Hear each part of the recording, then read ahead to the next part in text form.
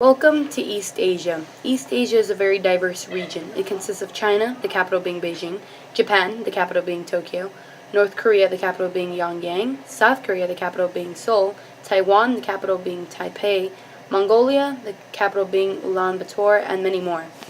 East Asia's most popular physical landmarks are the Ural Mountains, Thar Desert, Himalaya Mountains, Gobi Desert, and many more. The Great Wall of China is one of the most important landforms in East Asia. It is a series of forts made of stone, brick, tamped earth, wood, and other materials. It stretches approximately 8,851.8 kilometers from East to West Asia. The Great Wall of China was built for purpose to keep the Mongolians from invading China. Another major landmark that consists of East Asia are the Buddha statues, the Great Genghis Khan statues, the Grand Palace, and Taj Mahal. Now over here, we're going to head over to East Asia's governments. China is a communist country, which is the most strict country, mainly for its laws like the one-child policy. Japan is a constitutional monarchy where the power of the emperor is limited. He is regulated primarily to ceremonial duties. North Korea is more of a dictator country. South Korea is a democracy country, like the US. Mongolia is also a communist country. And finally, Taiwan is a republican country, like China. East Asian languages are based on Chinese, Japanese, and Korean. East Asian religions include Islam, Buddhism, Confucianism, Hinduism, and Taoism. The social structure of East Asia are defined by the religious groups. Female labor rates are higher than men labor rates in East Asia. There is segregation between men and women for work, education, and money. There is a policy in China that is called the one-child policy. The one-child policy is a population control policy in China. People in the region of East Asia take education very seriously. Art in East Asia consists of Chinese art, Japanese art, Korean art, and it may also include Tibetan art and Vietnamese art. The majority of the region is very traditional with their music, art, literature, and fashions.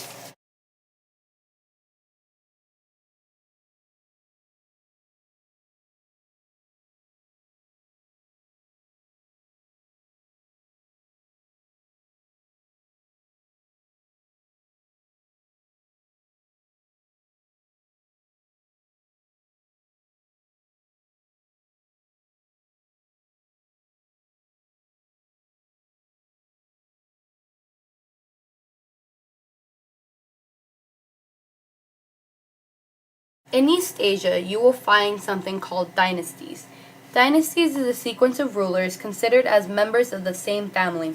The Chinese was composed of many dynasties like the Han Dynasty, Ming Dynasty, and the Qing Dynasty. The Boxer Rebellion was a violent anti-foreign and anti-Christian movement which took place in China towards the end of Qing Dynasty between 1898 and 1900. Mao Zedong was the first leader of the Chinese Communist Party. Now we are going to talk about the history of East Asia, more specifically 3 events that pertain to U.S. history. In 1941, Pearl Harbor happened. Pearl Harbor was the day that the Empire of Japan attacked the United States Naval Base in Pearl Harbor, Hawaii. The attack was preventive, intended to stop the U.S. Pacific Fleet from interfering with Japanese Southeast Asia campaign against overseas allies, some of which were U.S. allies. This initiated U.S. involvement in World War II and later the bombing of 2 Japanese cities. The Korean War was a war between the North section and South section of Korea in 1950. It was over the situation of communism spreading. North Korea was becoming influenced by the idea of communism and for it to spread all over the world. South Korea has a democracy and didn't want the spread of communism, and neither did the U.S. The U.S. stopped communism from spreading in North Korea and left Korea divided into South and North. In 1959, the first Asian American U.S. Senator, Hiram Fong, became the first Asian American to be elected to the U.S. Senate. China and North Korea are both developing countries. Japan, South Korea, and Taiwan are 3 developed countries in East Asia. Communism is a system where a single person or a group of people have all the power in the country. The samurai were warriors emerged as an elite force in Japan's provinces. The shogun was the literal military commander or general.